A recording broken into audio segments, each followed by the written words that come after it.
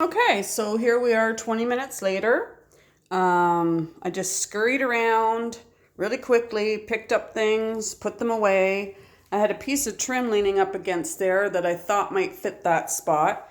Brought it up from the basement. I have all kinds of odds and ends of trim, and I have all kinds of spots in my house that trim has been taken off for different reasons, putting in new floors, painting, whatnot, and never got put back up. So I have a major project in that, trying to match pieces with where they go. So that's definitely a project that needs to be done. I had new floors put in last summer, these floors here. We had dollar store floors. When we first moved in, the floors were completely ruined. They were linoleum, and couldn't afford new floors at that time, so just stripped them up and put in dollar store floors. And believe it or not, they did us for 20 years, and by the time I took them out, they owed us nothing. They were better than what we had.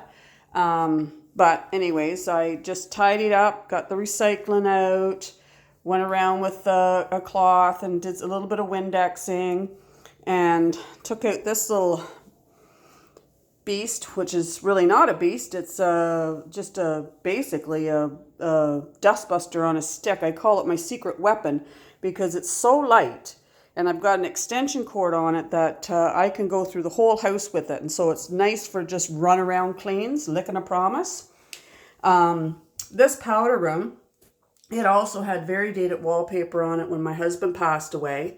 And I ripped that all up and just did everything that I could on a dime. Got, a few nice pieces of artwork and just tried to neutralize it. I actually painted these countertops, which aren't the best, but I'm doing everything, paying as I go. Put in a new sink and a tap. That needs to be caulked. But the bathroom looks much better now than it did with the old dated wallpaper, and I'm pleased with how it turned out. But I think this looks much better than it did 20 minutes ago. Now that's a mitten rack kind of thing that you put on your vent to dry mittens, and I use it to dry my face cloth every day because I just find that it doesn't dry very well otherwise. So, I'm sure you're just fascinated by that. Now, this is the kitchen, and nice big kitchen. And, these are old cupboards, old counters, dishwasher that doesn't work. But it's a nice, big, roomy kitchen. I can fit my table in here quite nice.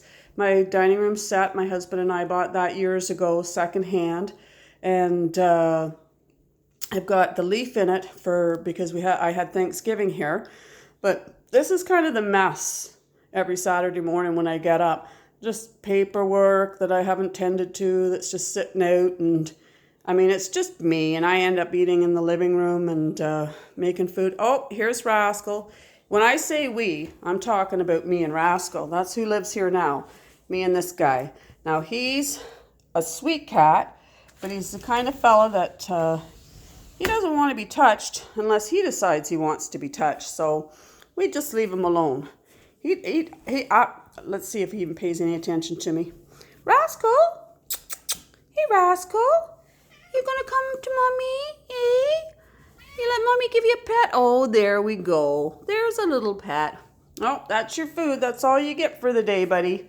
I've already given him a can of cat food, and now he has his dry. He loves the weekends because he gets to go in and out. When I go to work during the week, of course, they don't let him out in the morning when I go to work. Let him out in the evening for a little bit.